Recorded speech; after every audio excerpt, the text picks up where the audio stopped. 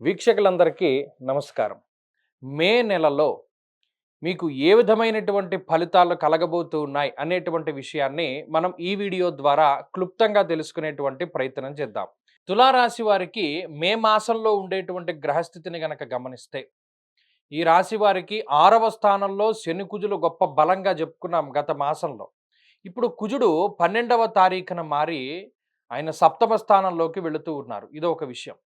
సప్తమంలో ఉండేటువంటి రవి ఆయన వల్ల ఏం మనకి ప్రయోజనం లేదు. ఆయన అష్టమంలోకి మారుతూ ఉన్నారు 15వ తారీఖు తర్వాత. అలాగే శుక్ర బుధులు అష్టమ స్థానంలోనే వారు సంచారం చేయబోతూ ఉన్నారు. ఈ రాశి వారికి గురుబలం ఉన్నది. రాహువు ప్రతికూలం. అంటే యోగించే గ్రహాలని సాధారణంగా మామూలుగా లెక్కగట్టండి. గురుడు యోగిస్తూ ఉన్నారు. 12వ తారీఖు వరకు కుజుడు యోగిస్తున్నారు. 12 తర్వాత ఆయన బలం పోయింది. 6వ స్థానమందు శని యోగిస్తూ ఉన్నారు.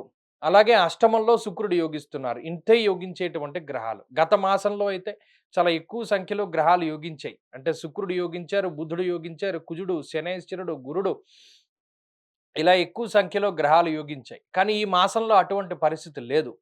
కుజుడు మార్పు ఈ తులారాశి వారి మీద ఎక్కువ ప్రభావాన్ని చూపెడుతుంది.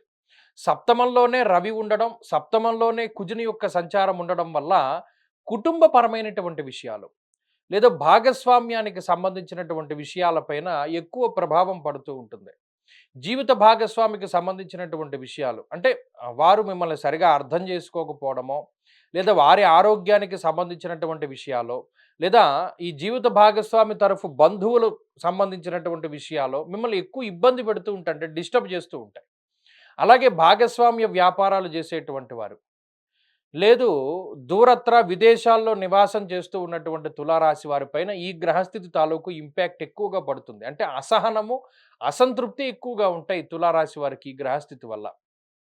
సామంత జన విద్వేష అన్నారు. అంటే ఆ కమ్యూనికేషన్ గ్యాప్ పెరిగిపోతూ ఉంటుంది. మీరు ఎంత పద్ధతిగా, ఎంత మంచిగా మాట్లాడుతూ ఉన్నా, అవతల పక్క వాళ్ళు వాడిని రిసీవ్ చేసుకోలేరు మిమ్మల్ని.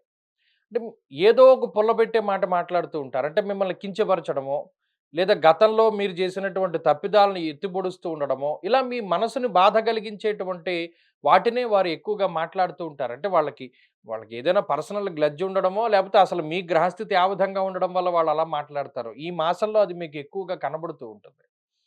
అలాగే ఆర్థిక ఇబ్బందులు లేవు. తులారాశి వారికి ఈ మాసంలో కూడా ఆర్థికపరమైనటువంటి నష్టము గాని, ఆర్థిక ఇబ్బందులు గాని రావు. ఎందుకంటే అటు షష్ఠ స్థానమున శనైశ్చరుడు, భాగ్యమందు గురుడు.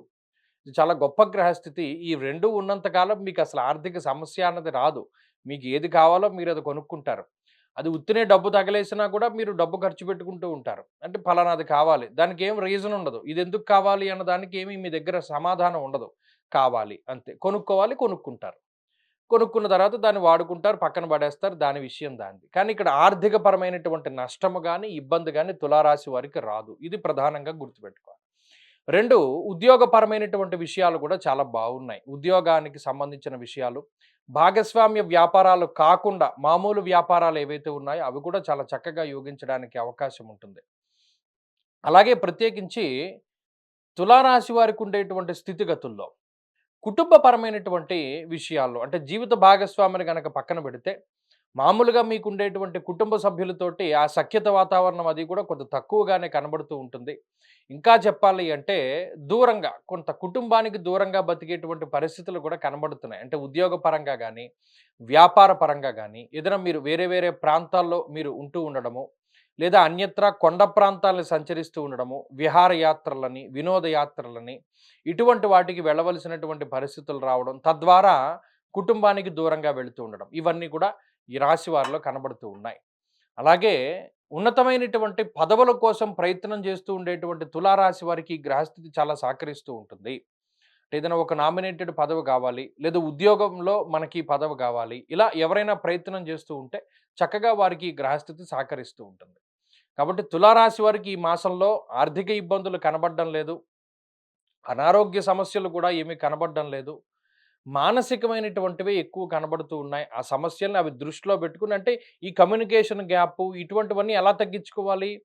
తక్కువగా మాట్లాడడమే. ఎవరైనా వచ్చి మీతో మిమ్మల్ని ఏదైనా సలహా అడిగితే మీరు చెప్పాలి తప్పితే, ఉత్తినే మనం అక్కడికి వెళ్లి ఎవరో బాధపడుతున్నారు వాడికి ఏదైనా ఉచిత సలహా ఇద్దామంటే అది మిమ్మల్ని మీరు చులకన చేసుకున్నట్టే అవుతుంది. కాబట్టి ఎవరైనా వచ్చి అడిగితేనే మీరు సమాధానం చెప్తూ ఉండండి. వీలున్నంత తక్కువగా మాట్లాడుతూ ఉండండి. మీ పని మీరు చేసుకుంటూ వెళుతూ ఉండండి. తద్వారా ఈ మాసంలో మరిన్ని శుభ ఫలితాలను పొందగలుగుతారు. ప్రత్యేకించి ఈ గ్రహస్థితి ఈ మాసంలో మానసికమైన సమస్యలను ఇస్తుంది తప్పితే మరే ఇతరత్రా ఇబ్బందులను కలగజేయడం లేదు. అటు ఉద్యోగపరంగా, వ్యాపార పరంగా, మానసికంగా లేదు ఆర్థికంగా ఇవన్నిటినీ కూడా మనం బ్యాలెన్స్ చేసుకుంటూ ఉన్నతమైనటువంటి స్థితిలోకి వెళ్ళాలి అంటే మాత్రం ఈ రాశి వారు ప్రత్యేకించి చేయవలసినటువంటిది ఏంటి అంటే దత్తాత్రేయ స్వామి వారి యొక్క ఆరాధన. ప్రత్యేకించి ఈ మాసంలో అనఘాష్టమి వస్తుంది. అంటే కృష్ణపక్షంలో వచ్చేటువంటి అష్టమి తిథి. ఆ రోజున అనఘాష్టమి వ్రతాన్ని చేయడము, లేదా కృష్ణపక్షంలో వచ్చేటువంటి పాడ్యమి మొదలుకొని 7 రోజుల పాటు ఏదైనా దత్తచరిత్ర పారాయణ సప్తాహం లాంటిది ఏదైనా చేస్తూ ఉండడము, 8వ రోజున ప్రత్యేకించి దత్తక్షేత్రాన్ని దర్శనం చేస్తూ ఉండడం ఇత్యాది విషయాలు. తద్వారా ఈ మాసం అంతా కూడా మంచి ఫలితాల్ని సంపాదించుకోగలుగుతారు. అలాగే ప్రతిరోజు కూడా సిద్ధమంగళ స్తోత్రాన్ని పారాయణ చేయడం ద్వారా కూడా ఈ మాసంలో శుభ ఫలితాలు వస్తాయి. స్వస్తి.